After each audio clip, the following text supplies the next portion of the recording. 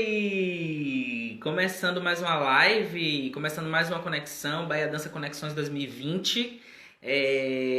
Último dia da semana, Matias Santiago, uma pessoa assim incrivelmente aberta, incrivelmente colaborativa.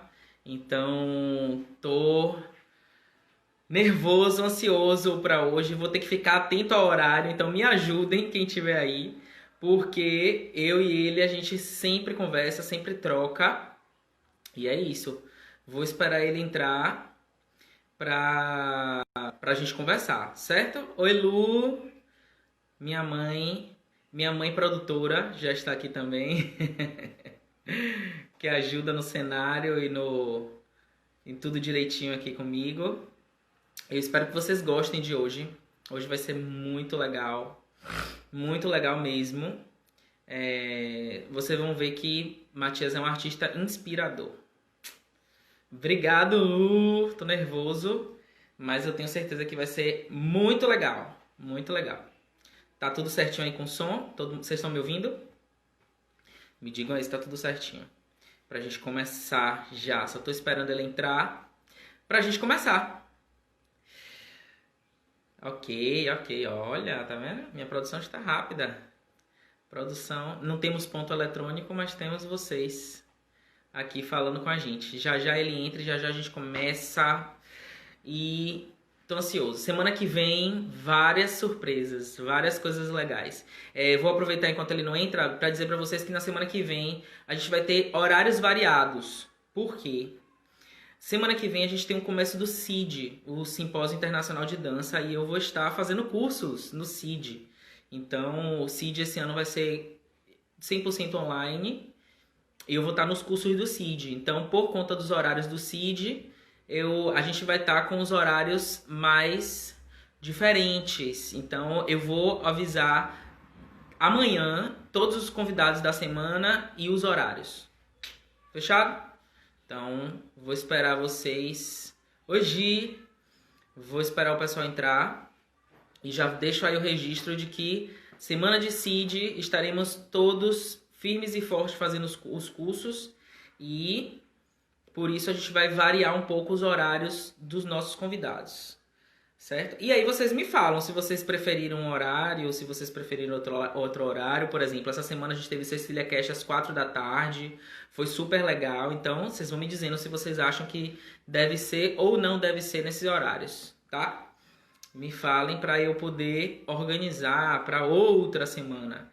Enquanto a gente estiver com as atividades ainda sem poder, né, compartilhar todos juntos, nós vamos estar por aqui virtualmente trazendo essa galera para vocês de dança, que é uma galera incrível. Semana que vem vai ser... Oi, Christian! Semana que vem vai ser massa. Vamos só esperar. Hoje, para quem tá chegando agora, é Matias Santiago. Já já ele tá por aí e a gente vai começar esse bate-papo. Se vocês quiserem mandar pergunta, mandem logo, né? Quem tá aqui, para eu já ir registrando para na hora que perguntar. Porque na hora que começa, a gente fica... a gente fica lindo. Que bom, Christian, que você tá por aqui, viu? Venha mais vezes. Breve você vai ser um dos convidados. Da semana que vem... Ai, meu Deus. Estão pedindo spoiler da semana que vem. A gente tem na semana que vem Rio de Janeiro. Vou falar os estados, certo? Rio de Janeiro. Salvador, óbvio. São Paulo. E São Luís do Maranhão. Já fica a dica aí. Temos esses estados a semana que vem comigo. Então vai ser bem legal. Tô precisando ir mais pro sul. Eu ainda não troquei com ninguém de lá do sul, Rio Grande do Sul e adjacências, como diz aqui nas vans. Eu acho que o nosso convidado tá fazendo um suspense aí, né? Vamos esperar mais um pouquinho. Qualquer coisa eu vou lá chamar ele, pra gente não perder tempo. Porque porque o papo vai ser massa, vai ser bom. Esperando um pouco aqui. Qualquer coisa a gente encerra e começa de novo. O importante é ter gente. Chama aí todo mundo pelo WhatsApp, diz que já vai começar. Hoje eu nem tive nem tempo, gente, de mandar para os grupos que eu ia começar a live, porque Eu estava fazendo roteiro, fiz um monte de coisa hoje, os convites para os profissionais para a próxima semana, fechando aqui com os profissionais da próxima semana, então estou assim na correria, mas super rola indicações também, viu? Olha, nosso convidado acabou de chegar, vou chamar. Tô ansioso. Oi, Tinho. Muita gente legal entrando agora. Vamos ver. Estou ansioso por esse momento. Essa semana foi bem tensa. Olha. Peraí que ainda. Aê, agora sim. Tá me escutando direitinho? E você Tá? também.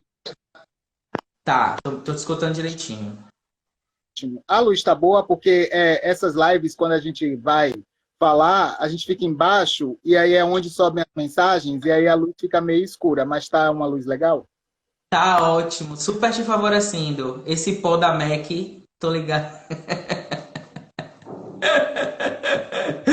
Tá ótimo. Amigo, deixa eu te agradecer. Deixa eu te agradecer. Muito obrigado por você ter aceitado. Essa semana foi bem intensa, né? Tivemos artistas incríveis e foi uma troca muito legal. E terminar a semana com você vai ser a cereja do bolo. Então, muito obrigado. Eu que fico super feliz, assim, eu adoro esse movimento que está rolando da dança, de todo mundo se conhecer, quem não se conhece, quem já se conhece, bater papo. Acho isso super importante. Reforça uma coisa que a gente reclamava muito antes, que não existia, porque quando a gente podia se ver mesmo, se encontrar, fazer reuniões, a gente nunca fez. Fazia assim, É, um problema sério para resolver, aí a gente tinha que se reunir, né? Quando o dinheiro aparecia e era um problema, aí todo mundo se reunia. E aí agora, com a pandemia, eu acho que isso tá, de alguma maneira, está fortalecendo, né? Acho que é com ótimo. certeza. Adoro o convite. E assisti também a live de Jorge, que entrou agora, e a live da Iná também, que foi incrível ontem. Foi massa, foi massa. Jorge já chegou batendo palma, já tá aí, já presente.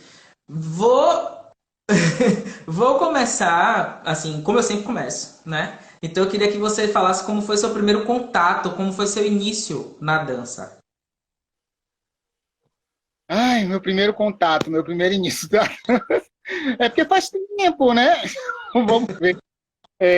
Na verdade, eu sempre conto essa história. Eu sempre quis ser bailarino, sempre, desde pequeno. Então, assim, eu já nasci querendo dançar. E aí, meus pais perguntavam: o que é que você vai ser quando crescer? Aí eu falava: eu quero ser bailarino. E eu nem tinha a menor noção do que era isso, mas já falava que era bailarino. Então, os espiritualistas aí já sabem que deve ter alguma coisa aí de vida passada, porque eu já queria dançar sem saber o que, que era isso. Então, quando tinha uns 10, 12 anos, tava naquela moda do John Travolta, dos embalos de sábado à noite, super icônico, assim, na história da dança do mundo, né? E do cinema também. Então tinha aquele filme Greasy, né? Nos tempos da Brilhantina, aquela época toda ali. Eu era a estrela das festas de aniversário porque eu dançava todas as danças do John Travolta e aí eu queria ser bailarino. Só que isso passou. Eu acho que como uma família tradicional, né? Assim, nunca ia imaginar que um homem ia ser um bailarino por conta daquele preconceito absurdo que existia e que às vezes a gente até encontra de vez em quando, a gente encontra isso ainda em algumas famílias. Meus pais nunca me estimularam a continuar, nunca me botaram em aula de balé, nunca me botaram em aula de dança. Eu lembro até de um episódio que eu fazia colégio militar, eu fiz colégio militar, né, da Polícia Militar, ali na Ribeira, e a minha irmã, ela fazia aula de dança com Soninha, na Sony Dance. Ela fazia jazz com Soninha na Sony Dance. E aí, o que acontecia? A minha mãe, eu acho que a minha irmã fazia aula uma hora antes da minha aula na escola acabar. Aí minha mãe me pegava na escola e pegava a minha irmã na academia. E aí, quando eu chegava na academia, minha irmã estava terminando a aula. E aí eu ficava assistindo o resto da aula toda. Menino, eu ia para casa e eu ficava fazendo essa aula A noite inteira. A noite inteira ficava fazendo essa aula da Soninha. E aí pedi para minha mãe. Eu falei, cara de pau, assim, falei, mãe, eu quero fazer aula de balé. Aí minha mãe não me disse nada, e eu acho que pela pressão que ela sofria também, e os preconceitos que ela tinha também, ela simplesmente não falou nada e me matriculou no judô da escola. Me matriculou no judô da escola. E tinha uma turma lá do colégio militar que fazia judô. E aí ela me colocou no judô.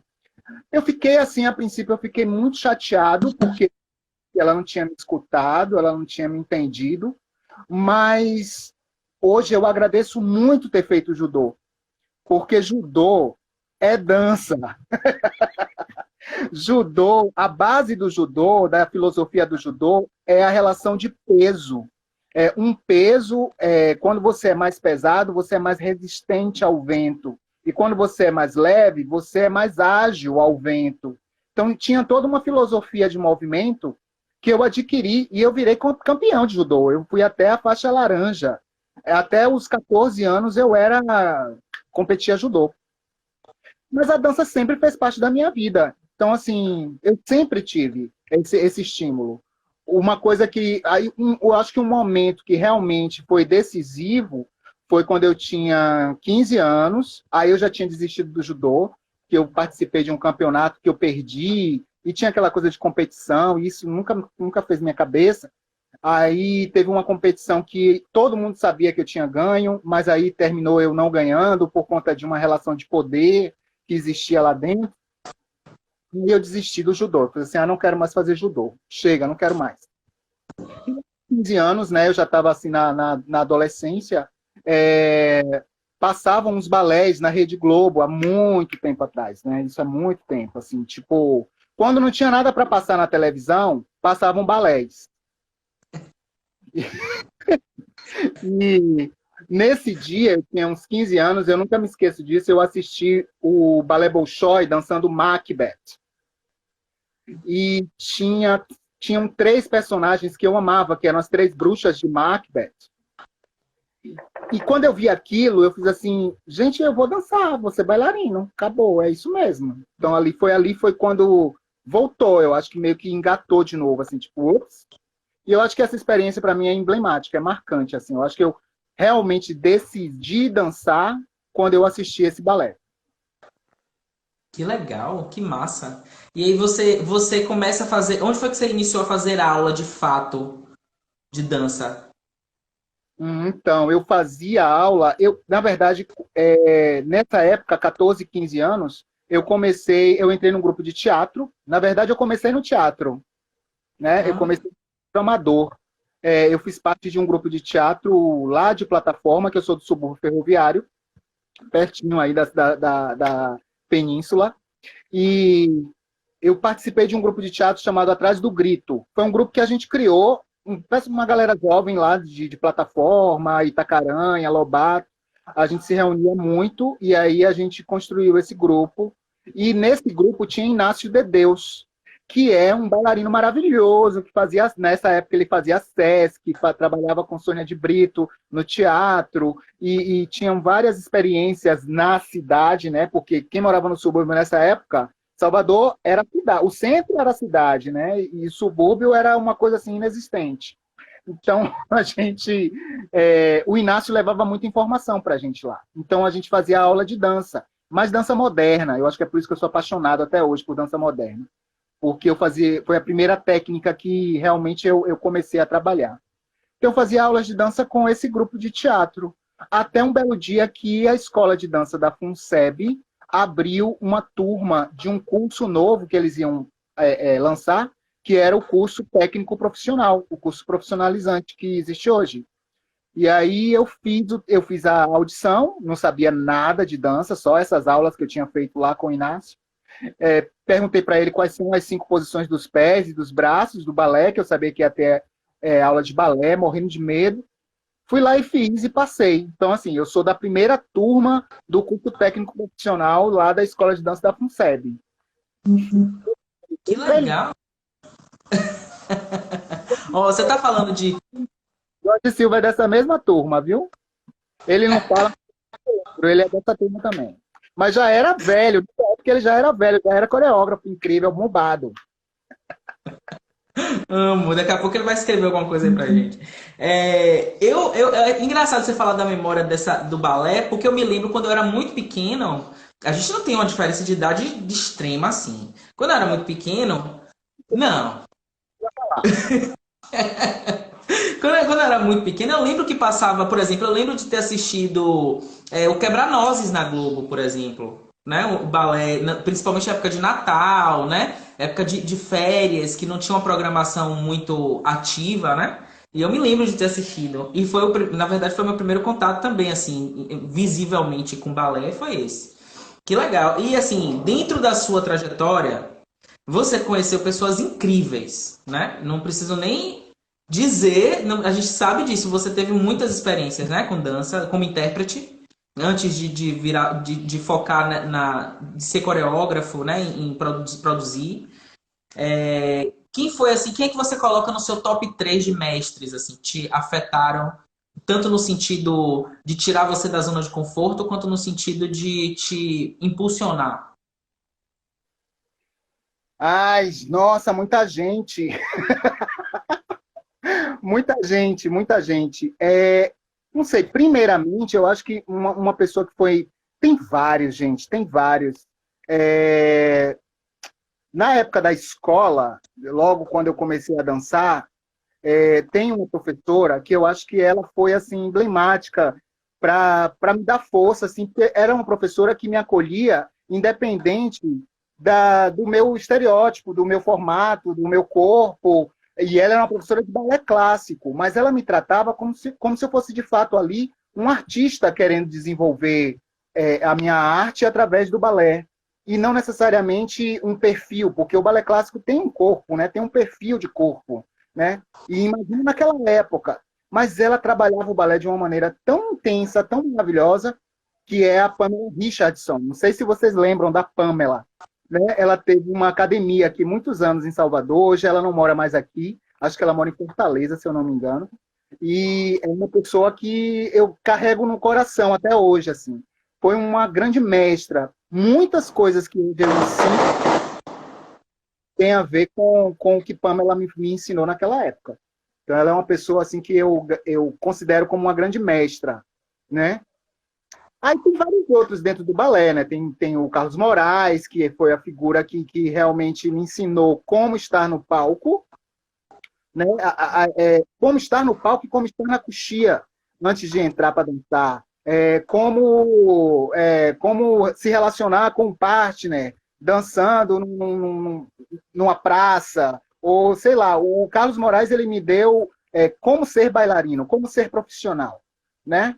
Ele me deu muito disso, assim, dessa coisa do muita coisa minha na cena hoje. Hoje, das coisas que eu já dancei, tem muito do Carlos Moraes, assim. Ele me ensinou muito a dançar, né? E eu sou muito grato a ele. Ele é um grande mestre até hoje para mim. E sempre. Mas agora e tem esse baixo astral do Jorge Silva, que é assim, tipo, a companhia dele, metade eu dancei praticamente. Eu faço parte de um grande legado da dança aqui na Bahia por conta do Jorge, porque é esse artista enlouquecido, é maravilhoso. Eu nunca vi ninguém mais atual, mais jovem do que ele, apesar da idade dele, que eu não vou dizer. Mas a inventividade de Jorge, todo o risco que ele proporciona no trabalho dele, eu me entreguei de coração, assim, muito. E engraçado que todos os outros coreógrafos que eu trabalhei, eu fui muito aceito, muito solicitado por esses coreógrafos outros, porque eu sempre fui um bailarino que me entregava na ideia do cara, sabe? E às vezes a ideia do cara era uma ideia muito simples, era muito simples. Eu já tinha me jogado de escada, eu já tinha me ralado todo em brita, eu já tinha me melado todo de várias coisas, porque Jorge Silva trabalha com um monte de elementos e um monte de possibilidades, né? Ele fica testando a gente o tempo inteiro, essa coisa do risco que ele trabalha, né? É uma coisa que para um bailarino, depois de passar por Jorge Silva, você dança em qualquer lugar, porque o resto é incrível. Então, assim, ele, sem dúvida nenhuma, é um grande mestre, né? E continua sendo meu grande mestre até hoje, né? Provavelmente a gente está com os planos aí de trabalhar junto de novo. Não sei se eu vou dançar, não tenho mais paciência para dançar Jorge Silva, aquelas coreografias dele não aguento mais, mas quero botar outras pessoas para dançar, sim, porque ele é um grande mestre. Acho que esses três, assim, eu acho que dá pro gasto. Ah, com certeza. E nomes incríveis, né? Porque realmente eu também tive a oportunidade de fazer aula de Carlos Moraes, né? Eu acho que todo mundo que passou por ele em relação à sala de aula, nos mínimos detalhes que ele tinha a delicadeza de te passar, delicadeza entre aspas, né? Que a gente sabia também. Mas ele tinha a preocupação com todos os detalhes do corpo do bailarino, como se colocar em cena. Assim, eu não tive tanta vivência com ele, mas o pouco que eu vi eu já tinha observado isso. E é muito legal ouvir você dizer isso, porque é incrível, né? É história, é nossa história, né?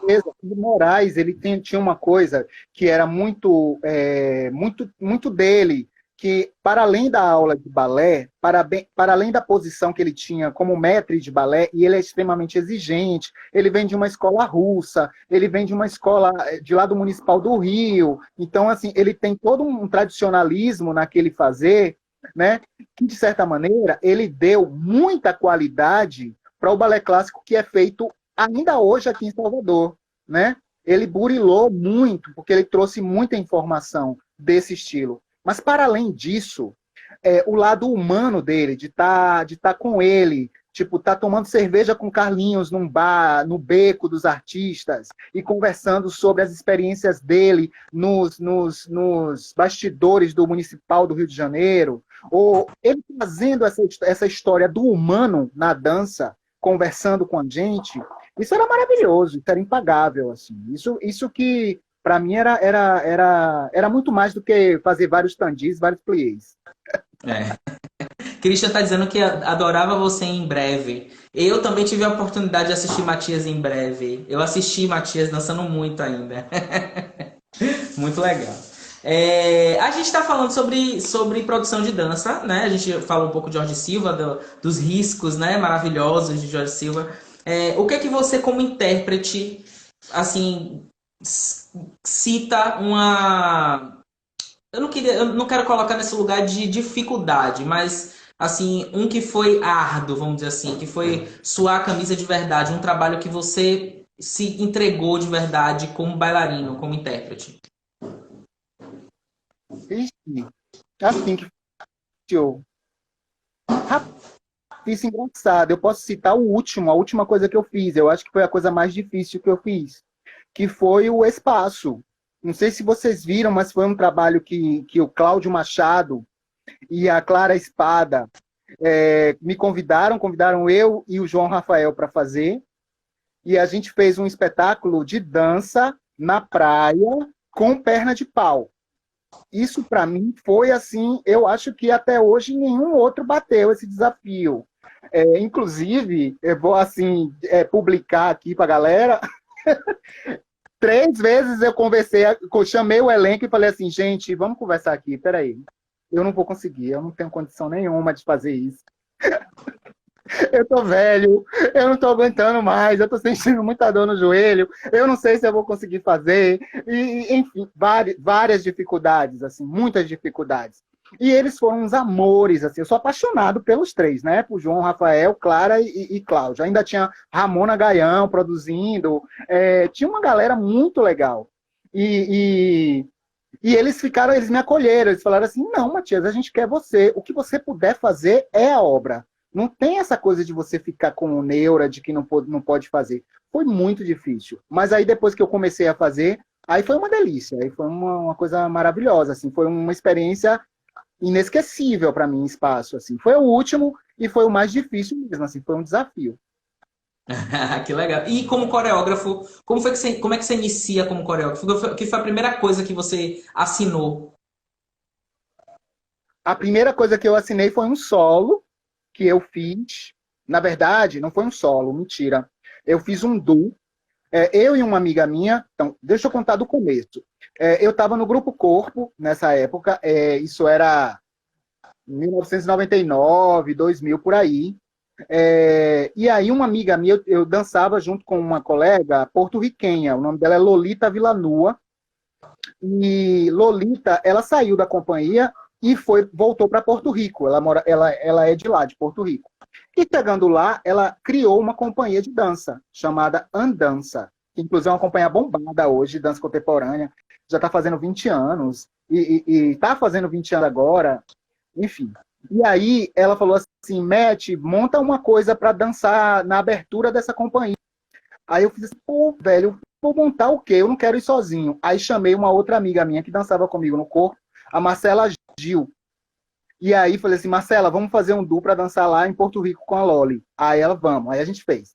Que é Brasil, que hoje, anos depois, eu remontei para o Balé Jovem de Salvador, que é um duo com uma música Ai, vou esquecer o nome do músico, é especialmente composta para essa obra. E fiz esse Brasil, fiz o duo e levei para lá, para Porto Rico. Aí, quando eu cheguei lá e apresentei com a Marcela, fez o maior sucesso essa obra. Aí a Lolita pediu para eu montar uma outra coisa. Aí eu falei assim, não, ano que vem eu volto e monto outra coisa para você. Só que nesse período que eu fui para lá, eu fiquei morando na casa de Lolita, né? Eu e Marcela, a gente ficava na casa de Loli, os três juntos, e a abertura da companhia foi maravilhoso, esse período. Só que lá em Porto Rico, todo dia, lá para as 4 horas da tarde, aqui em Salvador, não sei, em algumas áreas, né? Se bem que agora, com a pandemia, a natureza está voltando. Então, assim, lá para as 18 horas, em alguns lugares daqui, as cigarras começam a gritar, não é? A gente escuta muita cigarra no pôr do sol. Lá em Porto Rico, não é cigarra, é um sapinho pequeno chamado coqui, que fica assobiando. Então, quando dá umas 5 horas, 6 horas da noite, você escuta muito um som do sapo assobiando. E é mais ou menos assim. Eu não sei assobiar. Deixa eu ver se eu consigo. Ouviu? É mais ou menos assim. E esse som lembra... os porto-riquenhos chamam esse sapo do som que eles escutam, que é coqui. Porque eles acham que o sapo fala coqui, coqui, coqui. Tá, beleza, até aí tudo bem. Aí eu olhei para esse barulho, que era um barulho ensurdecedor no final do dia, gravei uma fita e aí trouxe para cá, para Salvador. Dei para o músico fazer uma música a partir desse som e montei um solo, que é o solo do sapo. Essa foi a grande obra assim, que eu fiz até hoje, que é um solo de 4 minutos, que eu remonto de vez em quando para o Balé Jovem e que faz muito sucesso, faz sucesso até hoje lá no Andança. Agora, com 20 anos, eles estão dançando o solo do sapo de novo. E toda hora eles mandam para mim foto e críticas desse solo. Acho que foram as 2 primeiras obras que eu comecei, foram essas 2, exatamente, Brasil e o Sapo, que se chama Eleuter, né? Na verdade o nome do solo é Eleuter, que é livre em grego, e tem a ver com o nome da espécie do sapo, né? Que é Eleuterodactylus porto-ricensis. É o sapo que não tem pele entre os dedos e mora em Porto Rico. Olha. Pesquisa, meu amor, pesquisa, viu? Como é que você vai fazer um projeto para passar aí, ó? Tem que ter base. Gostei, viu, da história, assim. Eu vou fazer outra pergunta difícil. Toda vez que eu faço essa pergunta, todo mundo fica, é difícil e tal. Eu queria que você elegesse, recortasse 2 momentos da sua carreira. Um como intérprete, como marco, assim, um momento que você se sentiu realmente realizado como artista, e um como coreógrafo. Tá. Ai, certo. Nossa, difícil. Engraçado, agora que eu tô sacando que você meio que faz as mesmas perguntas. Ter pensado e ter escrito. Mas, enfim. Mas é bom, assim, na surpresa. Bom, dançando, eu tenho vários momentos, assim, tipo, emblemáticos, assim. Mas você fala, assim, de alegria, né? De êxtase, né? Não necessariamente Assim, pra baixo eu acho que nem. Toda vez que eu tô dançando, quando eu tô dançando, eu tô num auge, assim, em êxtase. Tipo, não me pegue, não, porque eu tô louca. Quando eu tô dançando, eu tô louca. É, eu acho que teve um momento que foi muito, muito emblemático para minha carreira, que foi no Balé do Teatro Castro Alves, eu dancei o Oscar Arraes, que é a Sagração da Primavera. E eu dancei o papel principal, que é o pequeno chefe, o que dança com a eleita, e a eleita mata ele no final, enfim. Ou no meio do balé que ele morre. Então, eu era lá no balé do teatro, eu tinha 18 anos na época, 19, 20, por aí. Né? E foi um desafio para mim também, mas foi emblemático porque eu dancei esse trabalho no Teatro Nacional de Praga, numa viagem que a gente fez para a República Tcheca. E esse teatro é um teatro incrível, é muito bonito, faz parte da história da dança na Europa. E aí eu dancei a Sagração da Primavera, que também é um clássico dos clássicos lá, né? Essa montagem é de um argentino, do Oscar Arraes, mas a Sagração da Primavera tem várias obras de vários coreógrafos, e eu dancei lá, fazendo um papel principal, muito jovem, dançando no Teatro Nacional de Praga. Esse foi incrível, assim. Foi maravilhoso, foi um momento super emblemático. E como coreógrafo, eu acho que foi mesmo com essa coisa do coqui, assim. Eu lembro que eu montei, depois disso, anos depois, eu fui chamado para a Dance Brasil para montar um trabalho. E eu coreografei um trabalho chamado Mameluco. E aí, nesse Mameluco, a gente foi com o Mameluco para Nova York, a gente dançou lá no Joyce. E nesse programa, o Gelon Vieira, que era o diretor, ele me pediu para dançar o sapo. Aí eu fiz assim, tá, eu vou fazer o sapo então. E fiz o sapo. Menino, quando a gente fez quando eu fiz o sapo, terminava o espetáculo, a gente ficou tipo uma semana ou duas lá no Joyce. Quando terminava o espetáculo, eu saía do camarim e tinha uma galera querendo tirar foto comigo. Eu não entendia, eu nunca, nem no Grupo Corpo aconteceu isso. De eu sair do camarim e as pessoas querendo tirar foto comigo. Aí eu fiz assim, mas por quê? Aí que comecei a conversar, né? Eu falei assim, não, que bom que vocês gostaram. E aí eu comecei a sacar que era toda a comunidade porto-riquenha, latina, que morava em Nova York e que quando assistia o meu solo, se acabava de chorar, porque era a saudade que eles tinham do coqui, do sapinho lá, que ficava cantando quando eles eram crianças. Isso me emocionou tanto. E aí eu fiquei tão famoso por ter feito esse link, né? Da infância das pessoas, né? Isso foi maravilhoso como criador, assim. Acho que um coreógrafo deve se sentir muito feliz quando ele toca desse jeito nas pessoas, né? Acho que esses dois momentos te respondem. Com certeza, com certeza. Eu vou dizer até, vou aproveitar esse espaço também para te contar uma história, eu acho que talvez você não saiba. No primeiro ano do grupo experimental de jazz, Matias estava dando aula na Ballet Arte, que era a escola que eu também dava aula, né?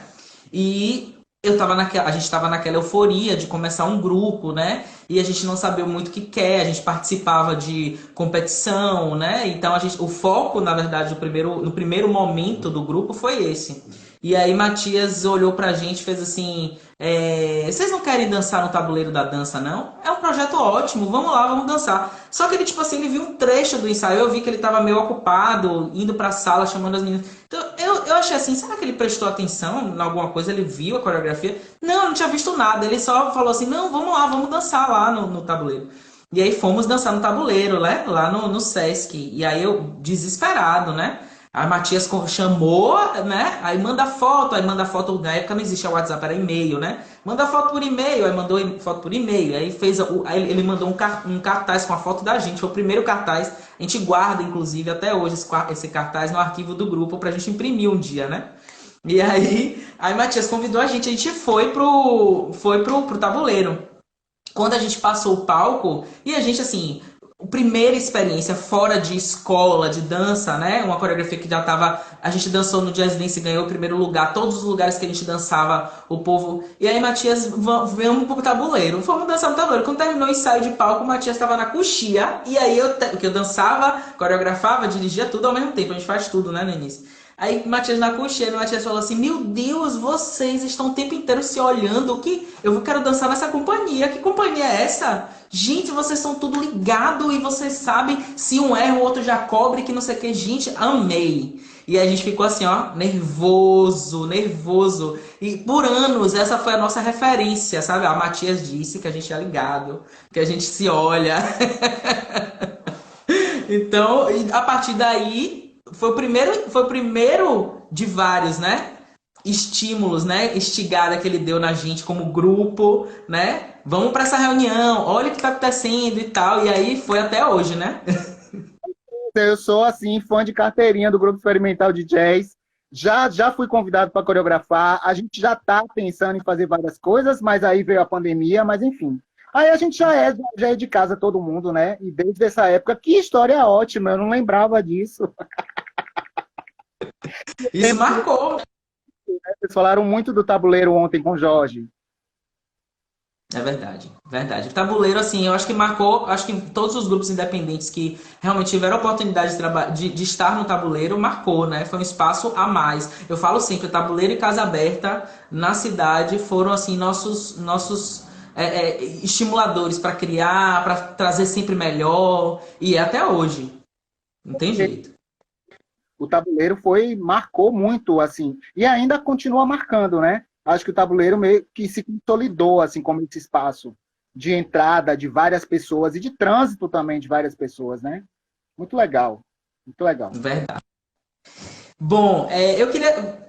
Curiosidade minha, ainda dentro do meu roteiro que eu fiz pra você, daqui a pouco a gente vai começar a sair, eu não volto mais, que é sempre assim.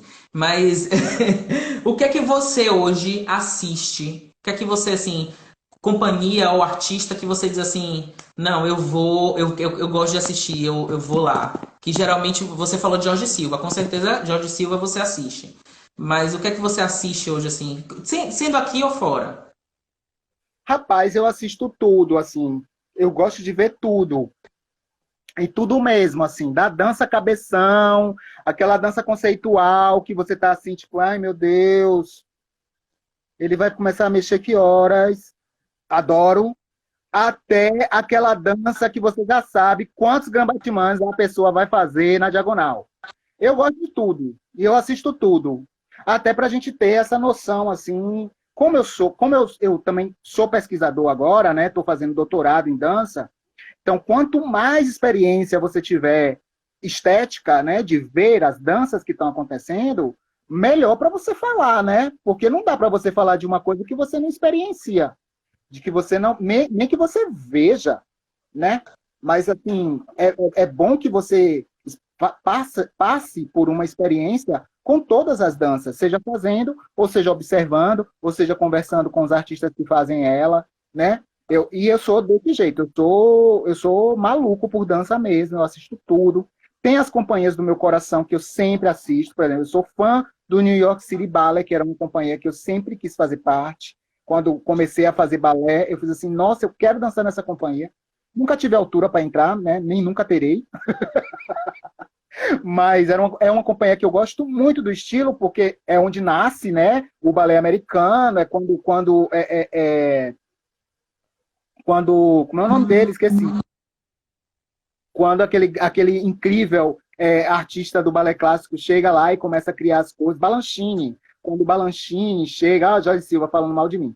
Quando o Balanchine chega e faz todo o trabalho dele dentro da companhia, é uma companhia que eu gosto muito. Gosto muito da Pina Bausch, gosto muito da Tula Linnaeus, que é uma companhia da Europa, muito legal de dança contemporânea. Aqui na Bahia eu gosto de todos os grupos, porque aqui, se você olhar em Salvador, tem uma diversidade muito grande. Tipo assim, tem um grupo experimental de jazz que faz um jazz, mas não é jazz, porque é uma outra coisa que tem a ver com o que eles fazem. E aí você tem que ver o que eles fazem, né? Para entender o que eles fazem. Aí você tem Jorge Silva Cia de Dança, que é uma companhia, digamos, clássica em Salvador. mas que trabalha também com essa coisa do risco e da dança contemporânea. Aí tem a Átomos, Cia de Dança, que trabalha com uma dança que ele chama de pós-moderna, né? Aí tem a Experimentando nos Companhia de Dança, ontem a Iná falou bem do grupo, né? Que é uma companhia que tem essas questões ligadas à questão étnico-racial e que mais trabalha com dança contemporânea. Tem tanto grupo, tem a Robson Correia, tem o Balé Jovem de Salvador, tem a Reforma Cia de Dança, tudo isso eu vejo, acompanho todo esse povo, assisto tudo que tiver na internet deles, e quando tem espetáculo, eu sempre estou assistindo, eu faço questão de assistir dança, porque a gente não recebe, a gente não consegue se manter com o ingresso, né, desses espetáculos, e eu sei disso, então eu faço questão de pagar, sabe? Eu não gosto de convite, nem gosto às vezes eu não tenho dinheiro mesmo, mas aí eu pago meia. Mas eu dificilmente eu vou assistir um espetáculo só quando a pessoa diz assim, não, Matias, eu quero muito que você assista e você é meu convidado, não sei o quê. Aí eu vou convite. Mas eu não gosto de convite. Aliás, abaixa o convite, gente, pelo amor de Deus. Mas eu assisto tudo. Eu gosto de tudo, assisto tudo, vejo tudo. Eu fiz a pergunta para a gente iniciar uma parte, mas vamos ver quanto tempo a gente tem, porque ontem com a Iná eu me perdi no horário. Como é que você vê o mercado hoje da dança aqui em Salvador em relação, porque a gente está falando em produção, né? A gente tem realmente uma demanda de produção alta. Vamos perguntar assim, em perfil profissional de bailarino ou de intérprete, enfim. Rapaz, sempre teve, né? É uma coisa assim absurda aqui em Salvador. Na Bahia é assim, né? Mas como a gente está aqui em Salvador, Salvador tem muita gente boa dançando e não é pouca não. E qualquer desses grupos que eu falei, cada um tem um elenco que você vai olhando as qualidades de cada corpo e a história que cada corpo carrega na sua dança e é impressionante. Então assim, você vê são corpos diversos, né? Então, quando você fala bailarino, graças a Deus hoje, bailarino não é aquela pessoa branca, magra, esquálida na ponta, né? Quando você fala bailarino, você tem que ver o bailarino para saber como ele é. Porque, às vezes, ele pode ser gordo, ele negro, com várias técnicas contemporâneas agregadas, né? Criando uma estranheza, ou ele pode ser muito magro e cria também um outro tipo de... Enfim, depende, são vários corpos. É uma diversidade muito grande, né? E cada elenco desse que eu falei, Ave Maria, é maravilhoso. Em jazz a gente tem milhões, em dança contemporânea milhões, assim. É uma diversidade muito grande. Né? Tem a Catarsis, companhia de dança do Lipe, que tem uma galera maravilhosa. O Balé Jovem, ele é meio um trânsito dessa galera toda, assim, eu conheço um monte de gente que dança em outras companhias que passaram, que estão, ou que vão passar pelo Balé Jovem, que o Balé Jovem é essa coisa mesmo de passagem, né, de trânsito, as pessoas ficam lá um tempo, ou ficam até morrer, tem gente que quer ficar lá até morrer, tem gente que quer sair logo, tem gente que passa, enfim. Então eu conheço muito dos elencos por conta disso. E eles têm uma qualidade absurda. Aqui em Salvador é muito legal isso, porque vai muito também da relação do criador, da companhia, do estilo que a companhia imprime, né? Agora, mercado, né? Uma coisa é produção, profissionalização, isso a gente tem. Mercado, que é o que manteria essas pessoas depois da produção e depois da formação, não tem. Não tem. Aí acabou. E acabou mesmo, porque a gente não tem público, a gente não tem... Aqui em Salvador, agora, na Bahia, a gente não tem nem público, nem espaço, nem teatro. E isso não é por conta da pandemia. Eu lembro do que o João falou agora na live dele. Isso não é por conta da pandemia. A gente já estava fadados à morte, né, entre aspas, por conta dessa inexistência de políticas públicas para a dança. A gente precisa ter teatro de dança, a gente precisa ter estímulo para a manutenção de grupos de dança, a gente precisa ter uma rede de espaços culturais que promova ações da dança, que a gente não fique na fila esperando uma vaga numa pauta, que foi uma conversa de vocês ontem com a Iná, que eu escutei, sabe? A gente tem que ter uma política de dança. A gente não tem. E sem a política de dança, a gente vai continuar ainda nesse gueto. A gente produz, a gente tem muita produção, a gente tem muita qualidade de profissional, mas isso não reverbera aqui. Por isso que a grande maioria sai daqui. Por isso que a gente tem um monte de bailarino maravilhoso dançando na São Paulo Companhia de Dança, na Débora Coker, no Grupo Corpo, em várias companhias nacionais e internacionais, a gente tem bailarino baiano. A coisa mais fácil do mundo de você achar, fora do Brasil e fora da Bahia, é bailarino baiano. Com certeza. Ontem você falou uma coisa certa. A gente estava conversando com o Iná, que foi a conversa, vou tentar cronometrar, foi a conversa que eu tive com o Iná ontem, em relação a esse espaço, né? Que eu perguntei a ela como produtora, como a gente que está tentando um lugar ao sol, né? Há 10 anos, mas estamos e vamos continuar, né? Por que a gente tem muito teatro em Salvador, muito espaço bom, né? Então, se a gente tem um número X, vamos dizer assim, vou chutar uns 15 teatros entre público e privado, né, na cidade, ou mais até, estou chutando 15 bem por baixo. Por que esse diálogo, que existe essa gestão, que se comunica, que todos eles me falam isso, que eles se comunicam e que... Por que os grupos independentes têm que pagar uma pauta? Tudo bem, é política da empresa, mas você acha que um grupo independente que não tem apoio financeiro zero, às vezes a gente para comprar, fazer um cenário é R$ 20 de cada, é fazer uma feijoada, uma rifa, né? A realidade de todos, eu sei disso, o Balé Jovem tá aí, né, também.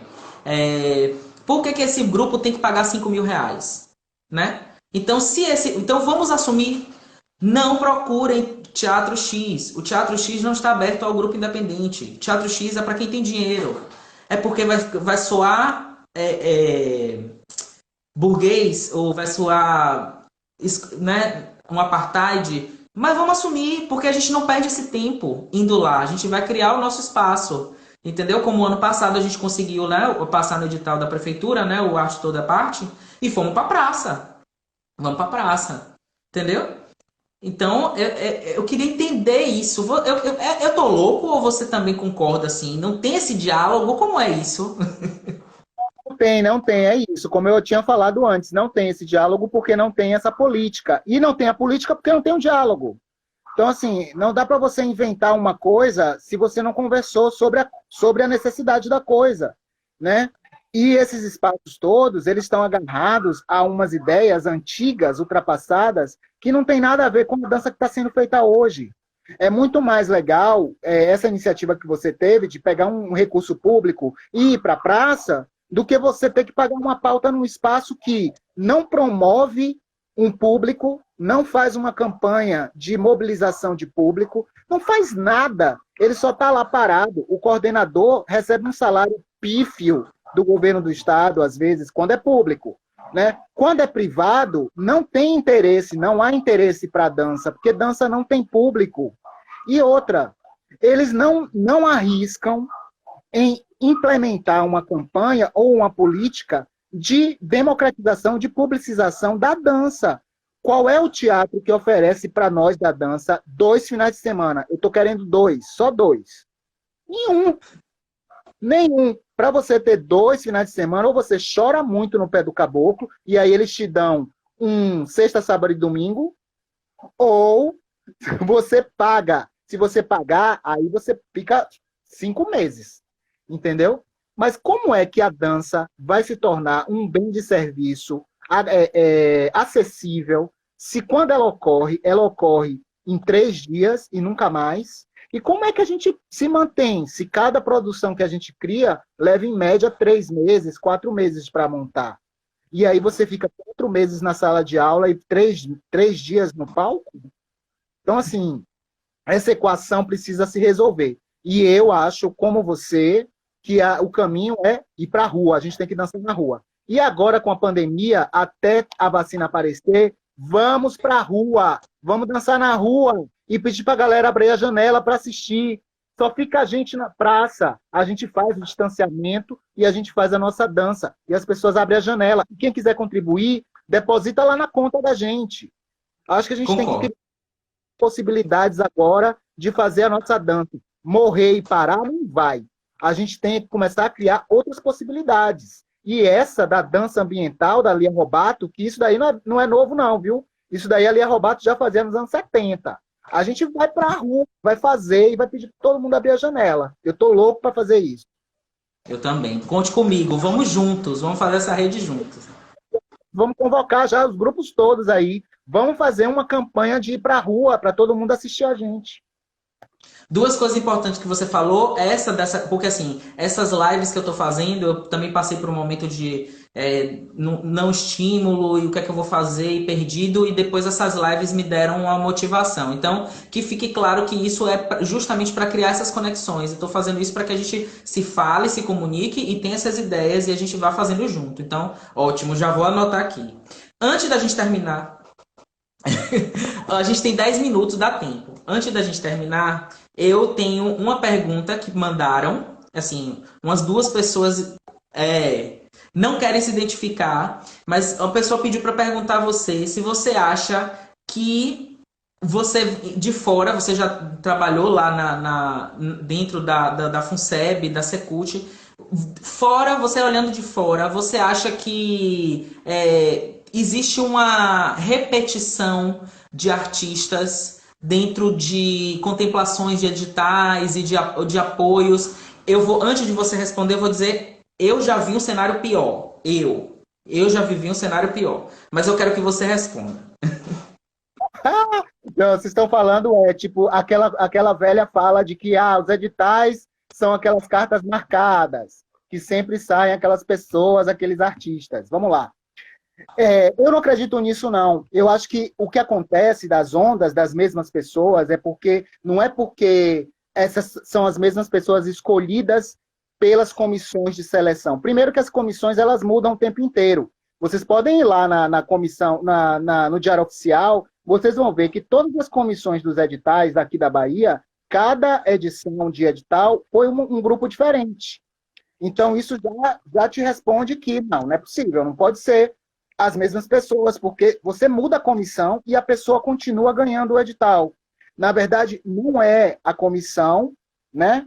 E não, às vezes, necessariamente, não é nem a qualidade do trabalho da pessoa em relação ao trabalho de outra que perdeu. Não é isso. O que define a seleção de editais é você saber elaborar bem um projeto cultural. Então, esse é o grande problema da gente só ter edital, não ter política. Porque edital não é política pública. Gente, escreve no banheiro e sai gritando para todo mundo que você encontrar que edital público não é política pública. Fazer só edital e distribuir dinheiro para os melhores projetos culturais, você não está fazendo política. Porque, pelo contrário, você está segregando. Você está dizendo que essas pessoas conseguem escrever projetos, essas não, independente da qualidade artística delas. Porque um projeto artístico, você só vai ver, na maioria das vezes, você não vê isso no projeto. O projeto, inclusive, é uma projeção, por isso que o nome é projeto. Né? Então, não dá para dizer, eu passei, Matias passou, Vitor não passou. É porque o trabalho de Vitor é fraco, né? E o trabalho de Matias é maravilhoso. Não, não é isso. O que o edital diz é, Matias conseguiu escrever um projeto que se adequou ao edital, e Vitor escreveu, mas teve algumas coisas ali que não se adequaram. Quem se adequa mais, passa. E aí o que acontece quando você passa no primeiro edital? Você aprende. E aí você já sabe como fazer o segundo, e o terceiro, e o quarto. Por isso que, se você olhar, a maioria dos artistas que estão nos editais não são artistas, não necessariamente... Olha, não estou dizendo que o que se produz, o que esses artistas produzem é ruim. E não é, pelo contrário. Você tem vários artistas maravilhosos que ganharam todos os editais, né? Por exemplo, um grupo que eu adoro, que é o Grupo Dimente, já trabalhei com o Jorge Alencar. A história toda do Dimente é a partir dos editais públicos. Eles passaram em todos os editais. Aí você vai dizer que eles foram escolhidos, são os queridinhos. Não, eles sabem fazer projeto. E tem trabalhos deles que são ótimos, tem trabalhos que são mais ou menos, na minha opinião, né? Isso não se vê no projeto, isso não se vê no edital, entende? E assim eles e todos os outros artistas. Então eu acho que não é uma coisa assim de existe as cartas marcadas, não existe. O que existe é pessoas que desenvolvem, né, como exímios projetores, né? Eles conseguem criar projetos que passam em edital. Isso é uma expertise que quem passa consegue desenvolver. E é por isso que eu acho uma sacanagem, até hoje, quase 20 anos de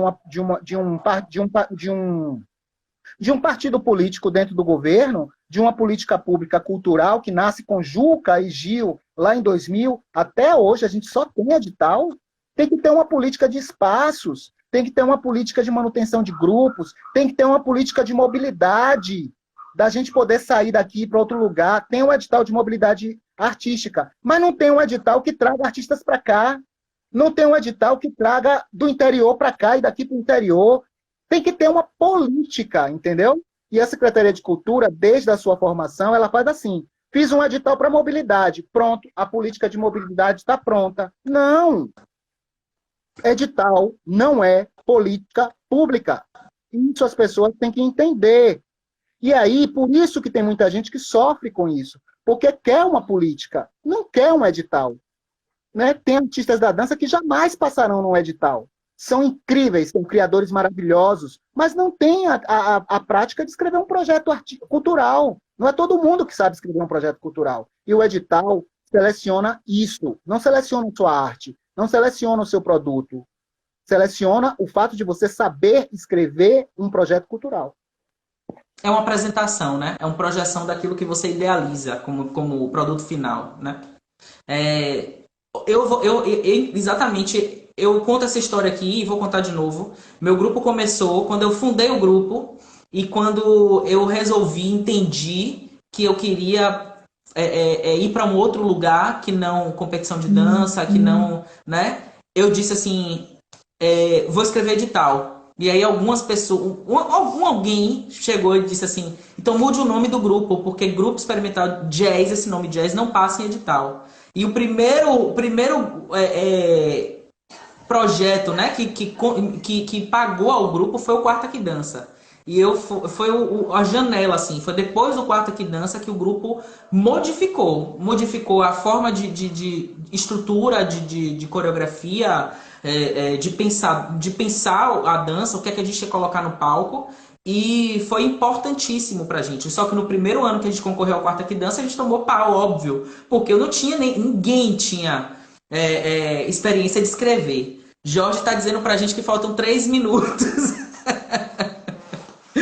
Então, antes da gente terminar, eu vou perguntar a você. Você já disse que a gente vai fortalecer as nossas conexões, já deu o nosso spoiler, então a gente com certeza vai fortalecer isso, mas eu queria saber quem você indicaria para fazer uma conexão comigo. Uma pessoa para fazer conexão com você? Nossa, tem várias! Peraí. Eu lembro, a Dainá acabou assim, não foi ela pensando qual seria a pessoa que caiu. Não sei, acho que seria importantíssimo você falar. Já sei, Lia Robato, você já fez? Não, Lia, pronto. Robato tem que ser a pessoa, porque ela vai falar muito dessa. Pergunta para ela sobre a dança ambiental, que é um nome que deram para a dança que ela fazia nos anos 70, que nem ela sabia que era essa dança. Ela vai falar muito, vai ser muito legal. Lia Robato. Pronto, Lia Robato, vou fazer o convite. E a palavra é sua, porque Jorge está contando os segundos, de segundo ele falta 30 segundos, mas faltam 2 minutos. Então primeiro eu queria agradecer de novo, foi massa, foi incrível, e a palavra é sua. E agradecer a você pela iniciativa, acho maravilhoso isso. Quero mandar um beijo para todo mundo do Grupo Experimental de Jazz, para todo mundo que está aqui, que passou por aqui para ver a gente. Dizer que a Reunião Emergente Dança, que é um coletivo que está surgindo agora por conta da necessidade de um auxílio emergencial de artistas, a gente está querendo fazer uma conferência estadual da dança, né? Já vai estar saindo os banners e os cards aí, para a gente reunir todo mundo da dança, para a gente discutir. E aí, esse dinheiro que vem lá do Fundo Nacional, vem para cá e vai fazer o quê? Vai fazer de novo os mesmos editais? A gente tem que começar a discutir sobre isso. Então, a gente vai fazer essa grande conferência, está marcado para quarta-feira que vem, e todo mundo da dança vai começar a receber aí os convites. Por favor, participem. Um beijo para todo mundo, adorei. Termino emocionado, porque foi a melhor notícia que a gente poderia deixar aqui. É isso, é que a gente vai estar se reunindo. 20 segundos. Beijo, gente. Vejo todo mundo quarta-feira, 20 horas, na Conferência Estadual da Dança. Vamos todo mundo. Beijo. Vou estar lá. Tchau, tchau. Gente, obrigado.